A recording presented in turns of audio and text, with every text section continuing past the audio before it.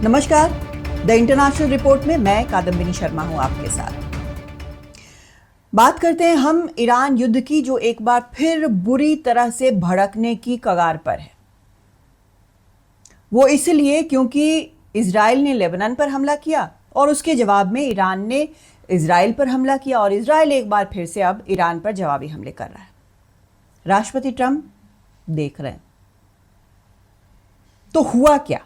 आखिर ये Lebanon factor है क्या? क्या ये सिर्फ हिजबुल्लाह की बात है या उससे ज्यादा ये एक चेस गेम है? बताती हूं आपको, लेकिन आप सब्सक्राइब करना द इंटरनेशनल रिपोर्ट को ना भूलें, ताकि इसी तरह बिल्कुल फैक्चुअल आप एनालिसिस देख सकें। No agenda, only facts. चलिए जल्दी से सब्सक्राइब करिए। ओके, तो अब आते हैं हम लेबनान फैक्टर पर। हुआ क्या? राष्ट्रपति ट्रंप ने 18 अप्रैल को यह कहा कि उन्होंने इजराइल से बात कर ली है और इजराइल अब लेबनान पर हमले नहीं करेगा। ठीक है, लेकिन होता क्या है? इजराइल ने लेबनान पर हमले कर दिए। Cut to June 1। राष्ट्रपति ट्रंप ने यह कहा कि हिजबुल्लाह और इजराइल के बीच में सीज फायर हो गया है, अब एक दूसरे पर हमले नहीं करेंगे। होता क्या है? इजराइल बेरूत पर हमले कर देता है।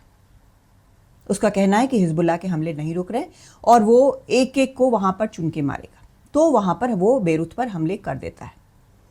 जवाब में ईरान, जिसने साफ तौर पर यह शर्त रखी थी कि अगर लेबनान पर हमले होते हैं तो वो जवाबी हमले करेगा, शांति वार्ता की टेबल पर नहीं आएगा, उसने जवाब दिया।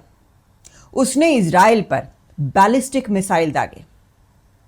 फिर रिपोर्ट आई कि राष्ट्रपति ट्रंप ने इजराइल को यह कहा है कि आप ईरान पर जवाबी हमले ना करें।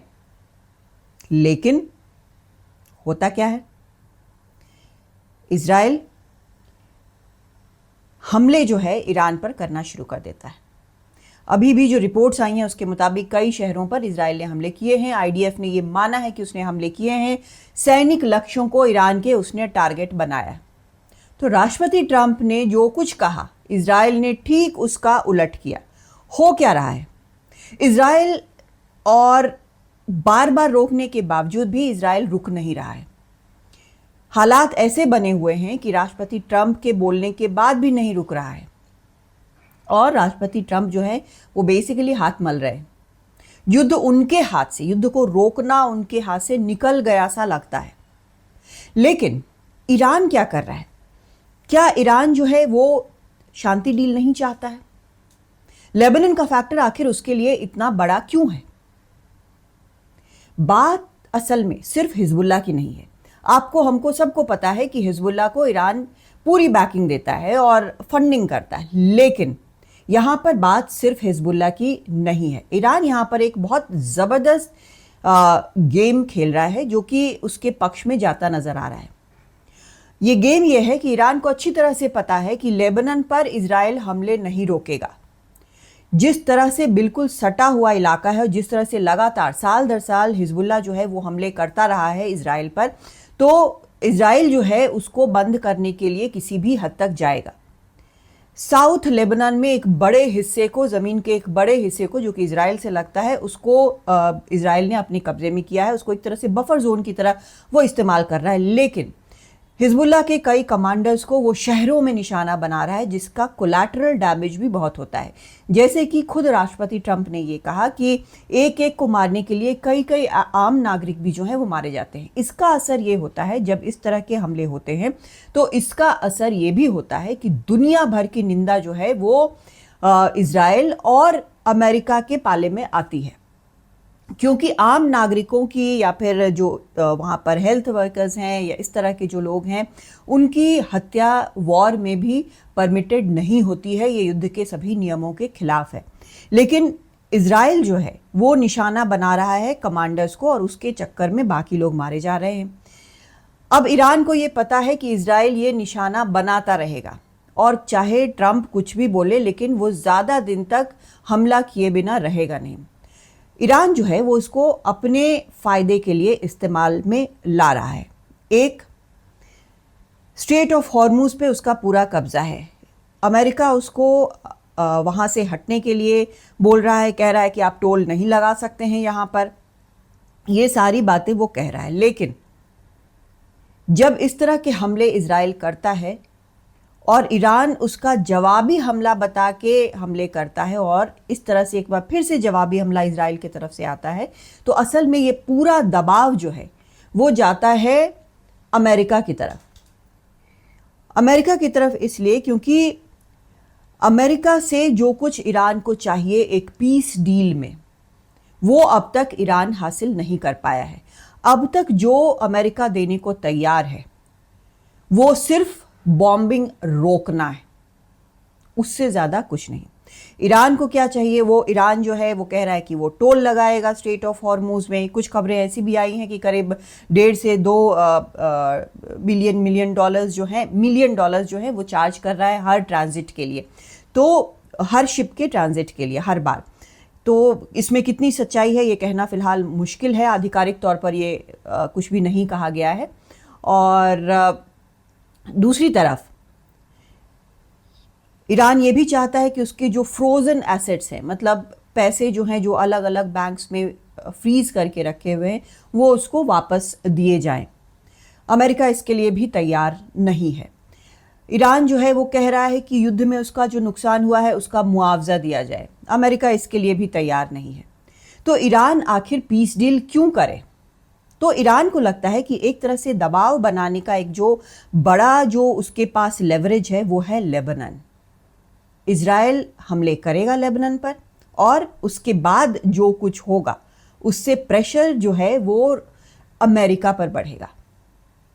तो एक लेवरेज जो है वो सबसे बड़ा है, क्योंकि सोचना ये ज़रूरी है कि इसी तरह का एक कठोर रुख ईरान ने गाज़ा के लिए क्यों नहीं अपनाया। उसको मालूम है गाज़ा पर अमेरिका भी समझौता नहीं करेगा। गाज़ा में जो कुछ होना है अधिकतर वो हो चुका है, वहाँ पर ज़्यादा कुछ करने को अब ईरान के लिए नहीं है, उससे उसको कुछ हासिल नहीं होगा। तो वो गाज़ा के बारे में, फ़िलिस्तीन के बारे में बात ज़रूर करता है, लेकिन उसका जो असल लेवरेज है वो है लेबनान।